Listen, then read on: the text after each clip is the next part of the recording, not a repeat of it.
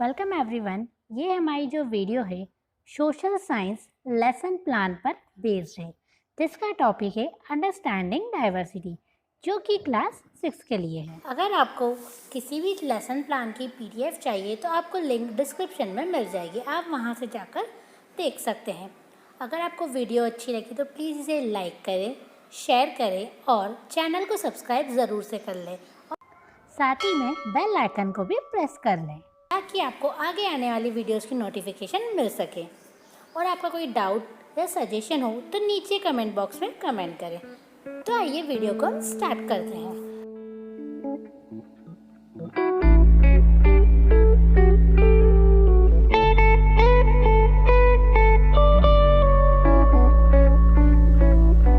Heading आती है वो है जनरल ऑब्जेक्टिव। जनरल ऑब्जेक्टिव में हम क्या करते हैं, जो भी हम सब्जेक्ट पढ़ा रहे हैं वो बच्चों को क्यों पढ़ा रहे हैं, उसका इम्पोर्टेंस क्या है, उससे उन्हें क्या सीखने को मिलेगा, ये सारी चीज़ें हम 4 to 6 पॉइंट में यहाँ क्या कर देते हैं, मेंशन कर देते हैं। उसके बाद जो नेक्स्ट हेडिंग आती है वो है स्पेशल ऑब्जेक्टिव। इसके अंदर हम क्या करते हैं, जो भी हमारा टॉपिक रहता है उससे रिलेटेड पॉइंट लिखते हैं, जैसे कि इस टॉपिक में बच्चा क्या पढ़ेगा, उसे क्या नॉलेज मिलेगा, कौन कौन सी चीज़ें उसको इस चैप्टर में पढ़ने को मिलेगी, वो सारी चीज़ें हम इस स्पेशल ऑब्जेक्टिव के अंदर 4 to 6 पॉइंट्स में मेंशन कर देते हैं। इसके बाद जो हमारी नेक्स्ट हेडिंग आती है वो है प्रीवियस नॉलेज। प्रीवियस नॉलेज मतलब बच्चों को ये चैप्टर पढ़ने से पहले क्या नॉलेज है इस चैप्टर से रिलेटेड, या तो इसी क्लास में या प्रीवियस क्लासेस में। तो उनको रिलीजन के बारे में पता होगा, कितने डिफरेंट रिलीजन होते हैं, फिर डिफरेंट कल्चर कौन कौन से होते हैं, जोग्राफिकल एरिया ऑफ इंडिया के बारे में उन्होंने जोग्राफी में पढ़ा होगा कि कौन सा स्टेट कहाँ लोकेट करता है, ये सब चीज़ें उन्हें पहले से पता होगी। तो वो सब चीज़ें मैंने प्रीवियस नॉलेज के अंदर मेंशन कर दी है। उसके बाद जो नेक्स्ट हेडिंग आती है वो है टीचिंग एड्स। टीचिंग एड्स में हम क्या करते हैं, जो हम एड्स यूज़ कर रहे हैं, मटेरियल यूज़ कर रहे हैं स्टूडेंट को पढ़ाते वक्त, वो सारी चीज़ें हम यहाँ पे मेंशन कर देते हैं। मैंने जो जनरल होते हैं वो मेंशन कर रखे हैं, आप इसके अलावा अगर कोई यूज़ कर रहे हैं तो आप उसे भी मेंशन कर दीजिएगा। इसके बाद जो नेक्स्ट हेडिंग आती है वो है इंट्रोडक्शन पार्ट। इसमें हम क्या करते हैं, जो बच्चों को प्रीवियस नॉलेज होता है उसके बेसिस पे कुछ क्वेश्चन करते हैं और एक लिंक बनाते हैं प्रेजेंट नॉलेज तक, ताकि उनका इंटरेस्ट क्या हो, डेवलप हो। तो हमने पूछा कि आप क्लास में देखो पूरी दूर, क्या आपको आपके जैसा कोई सेम दिखता है, तो बोलेंगे नहीं, बिल्कुल सेम तो कोई भी नहीं है, सब क्या है, थोड़े से डिफरेंट है। Do you all have same religion, क्या आपके पास सेम रिलीजन है सबका, तो बोलेंगे नहीं, सबका सेम रिलीजन नहीं। तो कुछ रिलीजन्स के नाम बताओ, तो कुछ एग्जांपल बता देंगे, हिंदू, मुस्लिम, सिख, क्रिश्चियन, जैनिज्म, ईटीसी, ये सारे उन्होंने क्या बता दिए, यहाँ पे रिलीजन बता दिए। तो आप बताइए डाइवर्सिटी का मीनिंग क्या होता है, तो उन्होंने वो चीज़ पढ़ी नहीं है, तो उनके लिए क्या हो जाएगा, एक प्रॉब्लमेटिक क्वेश्चन हो जाएगा। इसके बाद जो भाई नेक्स्ट हेडिंग आती है वो है स्टेटमेंट ऑफ टॉपिक। इसमें हम क्या लिखते हैं कि आज हम कौन सा टॉपिक पढ़ाने वाले हैं। Now teacher will announce the topic that today we will study about understanding diversity. हम डाइवर्सिटी क्या होती है इसको समझेंगे, ये हमारा चैप्टर है। उसके बाद जो नेक्स्ट हेडिंग आती है वो है प्रेजेंटेशन पार्ट, जो कि सबसे इम्पॉर्टेंट पार्ट होता है, क्योंकि हम इसमें जो टॉपिक रहता है उसको पूरा डिटेल में एक्सप्लेन करते हैं, इसलिए हमारे लिए बहुत इम्पॉर्टेंट है। तो इसमें आप देख सकते हैं 4 आपको कॉलम दिख रहे होंगे। फर्स्ट है टीचिंग पॉइंट्स। टीचिंग पॉइंट्स में हम क्या करते हैं, जो भी हम पढ़ा रहे, जैसे हमने चैप्टर का इंट्रोडक्शन दिया तो यहाँ पे हम इंट्रोडक्शन लिख देंगे। किसी पर्टिकुलर चीज़ के बारे में बता रहे, कोई पर्टिकुलर हेडिंग है, तो वो सारी चीज़ें टीचिंग पॉइंट्स में आ जाएगी। उसके बाद सेकंड कॉलम में हम लिखते हैं टीचर्स एक्शन। जो टीचर पढ़ा रहे हैं वो पूरा जो भी हम एक्सप्लेन करेंगे, सारी चीज़ें डिटेल में हम इसके अंदर मेंशन कर देते हैं। उसके बाद जो थर्ड कॉलम है स्टूडेंट्स एक्शन, स्टूडेंट क्या रिस्पॉन्स दे रहे हैं आपको, वो सारी चीज़ें हम इस स्टूडेंट्स एक्शन में मेंशन कर देते हैं। लास्ट है हमारा black board work. Black board work जो भी आप ब्लैक बोर्ड पे लिखेंगे वो सारी चीज़ें इसमें मेंशन हो जाएगी, या आप कोई फ़ोटो दिखा सकते हैं, कोई चार्ट बनाया आपने, वो सब चीज़ें इसमें मेंशन हो जाएगी। तो सबसे पहले मैंने थोड़ा सा इंट्रोडक्शन दे दिया है कि all these different people who come from सब अलग अलग बैकग्राउंड से आते हैं, सब अलग अलग रिलीजन को बिलीव करते हैं, सबका कल्चर अलग अलग है, तो सब क्या है, अपने अपने डाइवर्स हैं। ठीक है। फिर यहाँ पे एक एग्जांपल दिया है कि 3 स्टूडेंट क्लास में कुछ भी चूज़ किए, उनको बोला कि एक पर्टिकुलर पोर्ट्रेट की आपको क्या बनानी है, ड्राइंग बनानी है, या किसी ह्यूमन फेस का ही बोल दिया आपको ड्राइंग बनानी है, तो तीनों अपने हिसाब से बनाएंगे। तब उन्होंने तीनों ने ड्राइंग बनाई, तो क्या आप खुद ही बता सकते हैं क्या बिल्कुल सिमिलर होगी क्या? ऑब्वियसली नहीं होगी। किसी एक स्टूडेंट से पूछा तो वो बोलेंगे सिमिलर नहीं है। दिस अब ऐसा क्यों हुआ? This is because each one of has a unique drawing style. सबकी अपनी अपनी ड्राइंग स्टाइल है, सबका अपना अपना बनाने का तरीका है, इसलिए सबका क्या रहेगा, ड्राइंग अलग अलग रहेगा। We not only don't look exactly like each other but also differ in terms of language. ठीक है, हम दिखते भी एक जैसे नहीं है, हमारी लैंग्वेज भी डिफरेंस होती है। जैसे कोई मराठी बोलता है, कोई अगर बंगाली है तो बंगाली बोलेगा, कोई हिंदी बोलेगा, कोई इंग्लिश बोलेगा, तो सबकी लैंग्वेज भी कैसी होती है, अलग अलग होती है। और सबका कल्चरल बैकग्राउंड, रिलीजियस जो रिचुअल्स होते हैं और जो भी फेस्टिवल्स होते हैं, सब चीज़ें क्या होती है, अलग अलग होती है। फिर अब मेकिंग फ्रेंड्स, आप फ्रेंड्स कैसे बनाते हैं? क्या आप सोच भी सकते हैं कि आप किसी दूसरे अपने से बिल्कुल डिफरेंट टाइप के इंसान को फ्रेंड्स बना सकते हैं? ठीक है, तो उसके लिए यहाँ पे एक स्टोरी दी गई है, तो हम उसको पढ़ते हैं।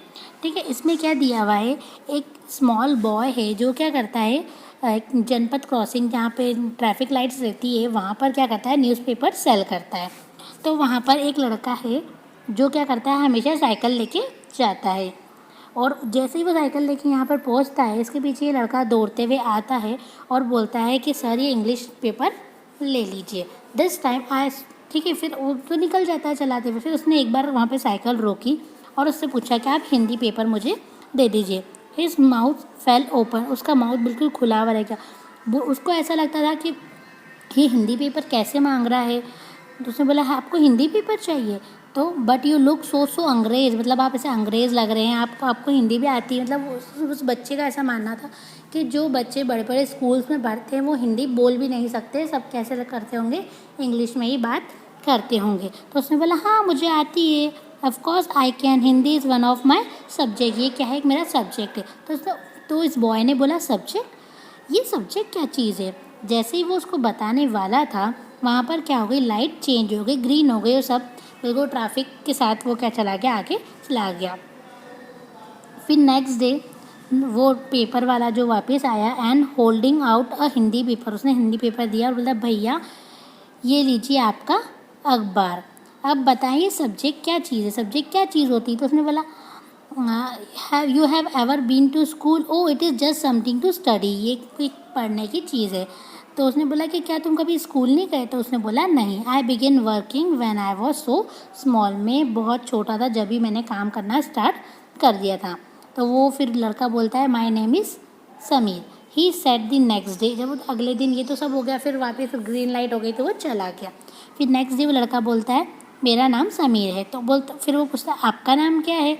तो उसने बोला, my name is Sameer too, मेरा नाम भी समीर है। Yes it's another name of Hanuman's father. जो साइकिल वाला लड़का रहता है वो बोलता है कि ये हनुमान जी जो है उनके जो फादर है उनका एक नाम है, क्या आपको पता है? तो फिर वो बोलता है कि चलो ठीक है, अब दोनों का नाम समीर है तो तुम्हारा नाम समीर एक, और जो न्यूज़पेपर सेल करता है उसका नाम समीर एक, और जो साइकिल वाला है उसका नाम समीर दो। सॉरी, उसका साइकिल वाले का समीर एक है और जो दूसरा मिला है उसको उसने समीर दो दिया है। तो बोलता है, आओ हाथ मिलाओ, समीर दो से हाथ मिलाओ। फिर next day he did not have his usual smile, जैसे वो खुश होकर उसके पास आता था वैसी स्माइल नहीं थी। उसने बताया क्या हुआ, उसने पूछा तो उसने बोला कि ना कम्युनल रियॉट्स हो गए, दंगे हो गए मेरठ में, और वो जनरली कहाँ मेरठ में बिलोंग करता था, उसकी मदर भी मेरठ में ही रहती थी, उनसे जितने भी रिलेटिव्स हैं सब वहाँ पर रहते थे। वो अगर कुछ बोलता, जो समीर दो था वो कुछ बोलने ही वाला था, इतनी देर में वो समीर एक बोलता है, आई एम अ मुस्लिम समीर, मैं मुस्लिम हूँ। He said in answer, all of my people are in Meerut, और उसकी आंखों में क्या आ गए, आंसू आ गए। फिर जब वो अगले दिन गया समीर एक वहाँ पर, तो he was not at the crossing the day, वो जो न्यूज़पेपर बेचने वाला लड़का था वो वहाँ पर नहीं था, और किसी भी हिंदी और इंग्लिश न्यूज़पेपर में उसकी खबर नहीं थी कि वो लड़का वहाँ से कहाँ गया, क्योंकि वो रोज़ मिलते थे तो वो क्या बन गए थे, फ्रेंड्स बन गए थे अच्छे। तो उसको देखा कि वो समीर दो उसका कहाँ गया उसको पता ही नहीं चला। ठीक है, अब इस कहानी से हमें क्या पता चला कि ऑल दो they both speak different language, एक हिंदी बोलता था एक इंग्लिश बोलता था, they still communicate with each other, फिर भी वो एक दूसरे से कम्युनिकेट कर पा रहे थे। ठीक है, उनका रिलीजियस और कल्चर भी कैसे थे, अलग अलग थे। तो समीर एक था वो कभी भी स्कूल नहीं गया था, और समीर दो था तो गोज़ टू स्कूल, समीर एक स्कूल गया था, समीर दो कभी भी स्कूल नहीं गया था, और वो क्या करता था, न्यूज़पेपर सेल करता था। You have noticed that there are several people in the area who you live who are poor। ठीक है, आप देखते होंगे बहुत सारे लोग गरीब है, बहुत अमीर लोग हैं। ठीक है, ऐसे भी लोग रहते हैं जिनके पास खाने तक का पहनने तक के लिए पैसे नहीं रहते हैं। ठीक है, उनके पास रहने के लिए घर नहीं रहता है, रोड पे ही रहते हैं। ठीक है, तो ये क्या है, इनइक्वलिटी है। ठीक है, the caste system is another example of inequality. Caste system भी हमारा कैसा है, इनइक्वलिटी ही है, क्योंकि बहुत सारी ऐसी कास्ट होती है जिनको बोलते हैं कि वो लोअर कास्ट है, अपर कास्ट है। ठीक है, अलग अलग सिस्टम बनाए हुए हैं, तो कास्ट सिस्टम भी क्या है, एक तरीके से इनइक्वलिटी को ही शो करता है। What does diverse add to our life, अब डाइवर्सिटी क्या हमारी लाइफ में असर डालती है, क्या उससे फ़र्क पड़ता है। जैसे कि आपने देखा समीर एक और समीर दो क्या बन गए थे, फ्रेंड्स बन गए थे, फिर भी वो अलग अलग थे, मतलब उनका जो कल्चर था वो भी अलग था, फिर भी वो कैसे बन गए थे, फ्रेंड्स बन गए थे। You might have friends who are very different from you, आपके भी ऐसे फ्रेंड्स होंगे जो अदर रिलीजन अदर कास्ट को बिलोंग करते होंगे, पुअर होंगे या रिच होंगे आपसे। ठीक है, तो you probably have eaten different kinds of thing, ठीक है, वो कुछ अलग खाते होंगे, ऐसे पता कोई नॉन वेजिटेरियन है वेजिटेरियन है। ठीक है, अलग अलग रहते हैं, उनके फेस्टिवल्स अलग होंगे, अगर वो अलग रिलीजन को बिलोंग करते हैं तो वो जो कपड़े पहनते होंगे वो अलग होगा। बहुत सारे कास्ट में अलग अलग रहता है, जैसे स्पेशल मुस्लिम में बुर्का पहनते हैं, और जो बोहरा लोग रहते हैं वो रिदा पहनते हैं। तो ऐसे कास्ट पे भी क्या करते हैं, कपड़े डिपेंड करते हैं। ठीक है, डाइवर्सिटी क्या लाता है हमारे बीच में, नॉलेज लाता है दूसरे टाइप की कल्चर का, ट्रेडिशन का, उनके फेस्टिवल का। कोई मराठी है तो नौवारी साड़ी पहनते हैं, उनके यहाँ के जो फेस्टिवल्स होते हैं वो अलग होते हैं, उनके जो रिचुअल्स होते हैं वो अलग होते हैं। पंजाबी है तो ऐसे बहुत सारे एग्जाम्पल हैं जिनका अलग अलग, पंजाबी को आप देखिए पगड़ी बांध के रखते हैं ऊपर सर पे, तो आप उनको अलग ही पहचान जाते हो। ठीक है, अब हम बात करते हैं कि इंडिया में डाइवर्सिटी कैसी, diversity in India. India is a country of much diversity, यहाँ पर बहुत ज़्यादा डाइवर्सिटी है। कैसे डाइवर्सिटी है, हम डिफरेंट लैंग्वेज बोलते हैं, डिफरेंट टाइप के फ्रूट्स हैं, डिफरेंट टाइप्स के फेस्टिवल्स हैं, जो रिलीजन्स है वो बहुत अलग अलग हैं, but actually if you think about it we do many things that are similar except that we do them in different ways. ठीक है, बहुत सारी चीज़ें, हम हिंदू की भी बात करें तो उसमें भी फेस्टिवल्स अलग अलग होते हैं सबके, पर कभी कभी क्या होता है, बहुत सारी चीज़ें हमारी सिमिलर भी होती है। जैसे अगर हिंदू हो, मुस्लिम हो, क्रिस हो, सिख हो, ईसाई हो, ठीक है, क्रिश्चियन हो, तो सभी क्या करते हैं, स्कूल जाते हैं, सिमिलरिटी एजुकेशन गेन करते हैं। तो ये सब बहुत सारी चीज़ें हैं जो क्या है, सिमिलर है। आप और इंडिया की डाइवर्सिटी को कैसे समझ सकते हैं, a little more than 100 years ago. ठीक है, जब बहुत कैसे डाइवर्स, इतने सारे अलग अलग टाइप के लोग कैसे आ गए। ठीक है, 100 साल पहले की बात है या उससे भी बहुत पुरानी, जब ट्रेन, एरोप्लेन, बस, कार ये सब नहीं चलते थे, तो पीपल क्या करते थे, शिप से या हॉर्स से या कैमल से या फुट से अपने पैदल पैदल भी ट्रैवल करते थे। ठीक है, often they went in search of new lands, क्यों घूमते थे, क्या उनको कोई नया लैंड चाहिए, ठीक है, जहाँ पे वो रह सके, या उनको जहाँ पे वो रह रहे हैं वहाँ पे अच्छा फूड नहीं मिलता है, तो इसलिए या किसी से ट्रेड करने के लिए वो क्या करते थे, एक जगह से दूसरी जगह जाते थे। और फिर अगर बहुत दूर गए, पैदल पैदल जा रहे हैं, कैमल से जा रहे हैं, हज़ारों किलोमीटर चल गए, तो उसके बाद क्या होता था कि वहाँ उस जगह लौट के आना पॉसिबल नहीं होता था, तो वो क्या करते थे, वहीं रहने लग जाते थे जो वहाँ पे पहले लोग रहते थे उन्हीं के साथ।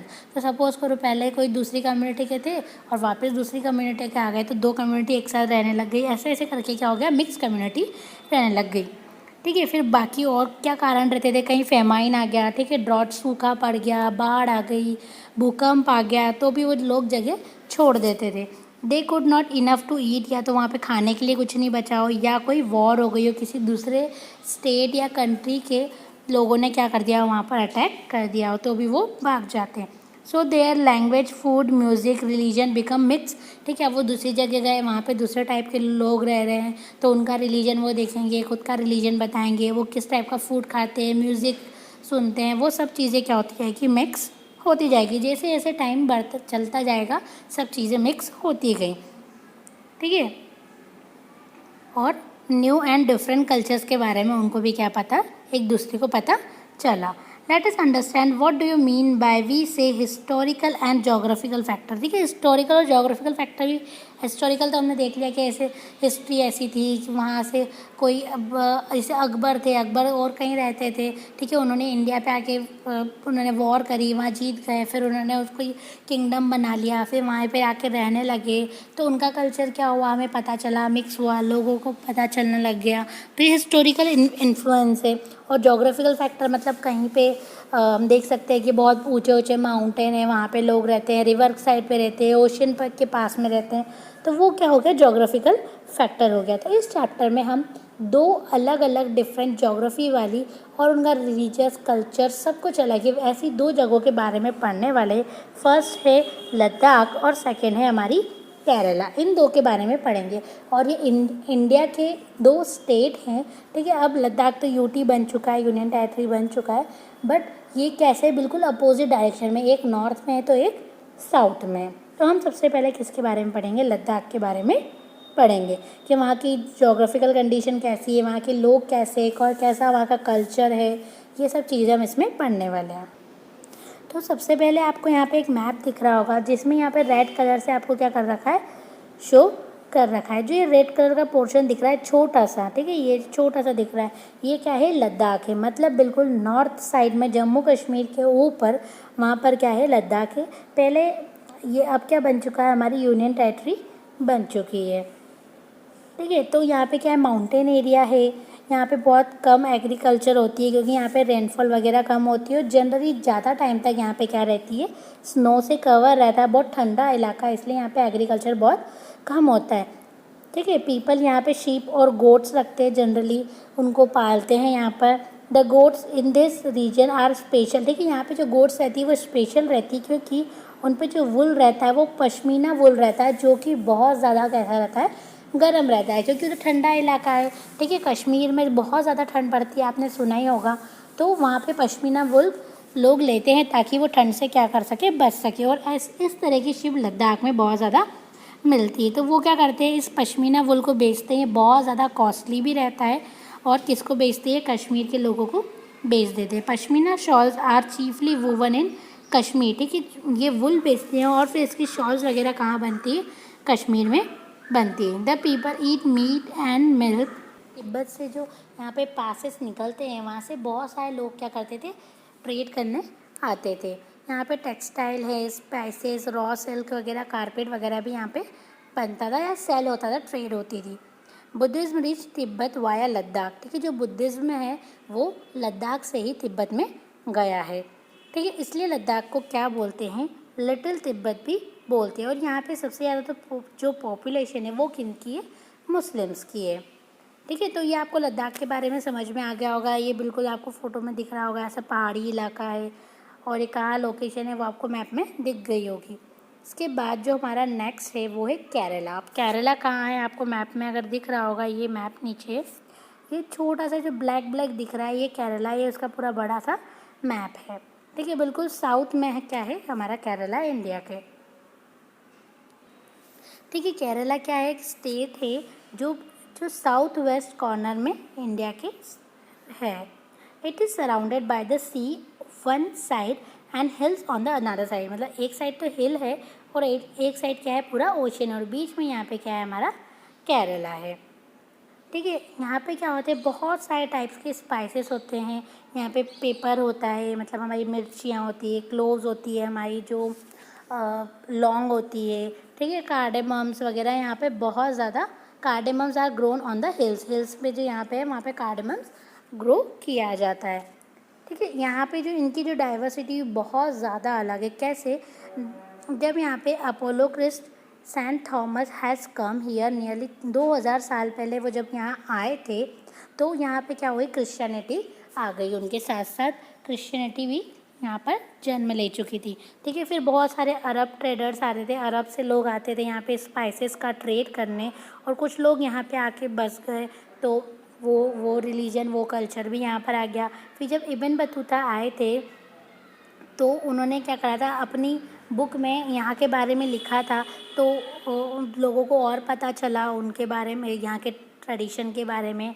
फिर जब पोर्चुगीज़ ने सी रूट डिस्कवर करा था, वो भी इधर से आए थे। वास्को डी गामा जो उनका शिप था वो भी यहीं लैंड किया था।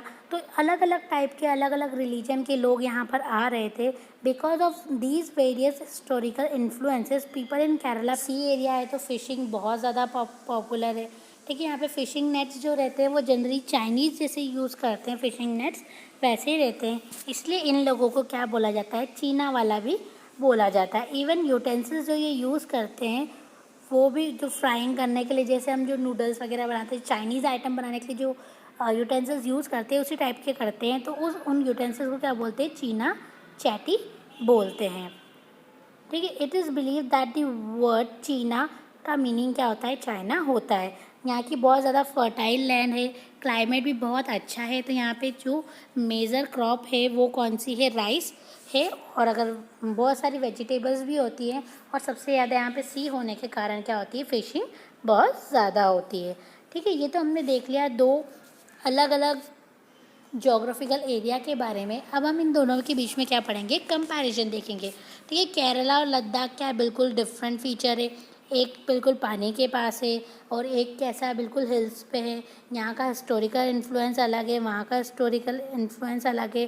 ठीक है, पर दोनों की क्या है, थोड़ी सी सिमिलरिटी हम देखें तो चाइनीज़ है। ठीक है, वो भी तिब्बत के पास में रहते हैं, और यहाँ पे भी क्या होता है, चाइनीज़ की जो चीज़ें रहती है बहुत ज़्यादा यूज़ की जाती है, तो एक क्या है, इनके अंदर सिमिलरिटी भी है। ठीक है, इनका कल्चर अलग अलग है, एक जगह स्पाइसेस ज़्यादा होती है, फिशिंग ज़्यादा होती है, और दूसरी जगह वुल मिलता है, तो बिल्कुल कैसा है, बिल्कुल डिफरेंट डिफरेंट है। और रिलीजन भी यहाँ का डिफरेंट है, वहाँ पे ज़्यादा मुस्लिम है और यहाँ पे सब इंटरकास्ट भी आपको मिल जाएंगे। ठीक है, यूनिटी इन डाइवर्सिटी। अब हम पढ़ेंगे कि यूनिटी डाइवर्सिटी, इतने अलग अलग रिलीजन होने के बाद भी यूनाइट भी हो सकते हैं पीपल, बिल्कुल हो सकते हैं। जैसे हमने देखा होगा, Indian diversity has always recognise as a source of strength. ठीक है, इतना बड़ा देश है, इतने सारे लोग हैं, इतने ज़्यादा रिलीजन हैं, इतने ज़्यादा स्पोकन लैंग्वेज है, फिर भी लोग क्या करते हैं, मिलजुल के रहते हैं, तो वो बहुत बड़ी चीज़ है हमारे लिए।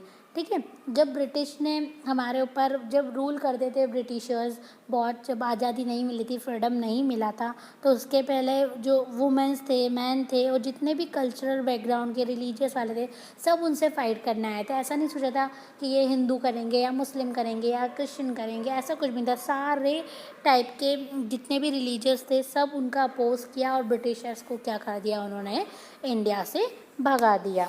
दे work together to decide joint action. ठीक है, उन्होंने जॉइंट एक्शंस करी, जेल भी साथ में गए। ठीक है, जेल जा रहे तो जेल जाएंगे, इनका अत्याचार नहीं सहेंगे, ये सब चीज़ें उन्होंने क्या करा, सब चीज़ें एक साथ होके करी, तो भी क्या हुआ, यूनिटी बन पाई, और वो ब्रिटिशर्स को क्या कर पाए, हमारे देश से भगा पाए। ठीक है, जो इंडियन फ्लैग है वो किसका सिंबल था, ब्रिटिशर्स को बताने के लिए कि हम एक है, हमारा पूरा भारत है, हमारा एक ही फ्लैग है, ये सब चीज़ें, उसकी स्टोरी है, बहुत सारी चीज़ें आपने जो इंडियन फ्रीडम स्ट्रगल है हिस्ट्री में उसके बारे में पढ़ा होगा। ठीक है, जवाहरलाल नेहरू ने एक बुक भी लिखी थी, द डिस्कवरी ऑफ इंडिया। ठीक है, उसमें क्या बता रखा है, उन्होंने इंडियन की यूनिटी के बारे में बता रखा है, वो कैसे वो एक होते हैं, इतने अलग अलग रिलीजन होने के बावजूद भी वो साथ में रह लेते हैं। ठीक है, उनके कस्टम्स अलग है, फेस्टिवल्स अलग है। हमारे यहाँ जो हर तरीके के रिलीजन वाले क्या करते हैं, अपना अपना, सबको फ्रीडम है कि अपना आप फेस्टिवल बना सकते हो, आप अपने जिस रिलीजन को फॉलो करना है वो फॉलो कर सकते हो। ठीक है, जो सी लैंग्वेज आपको बोलना है आप बोल सकते हो, ऐसा कोई नहीं है कि आपको पर्टिकुलर किसी सिंगल रिलीजन को ही फॉलो करना पड़ेगा। तो it was Nehru who coin the phase unity in diversity. ये जो वर्ड है यूनिटी इन डाइवर्सिटी, ये किसने दिया है, पंडित जवाहरलाल नेहरू जी ने दिया है, जो हमारे कंट्री को बहुत अच्छे से क्या करता है, डिस्क्राइब करता है। इसके बाद जो हमारी नेक्स्ट हेडिंग आती है वो है रिकैपिचुलेशन पार्ट।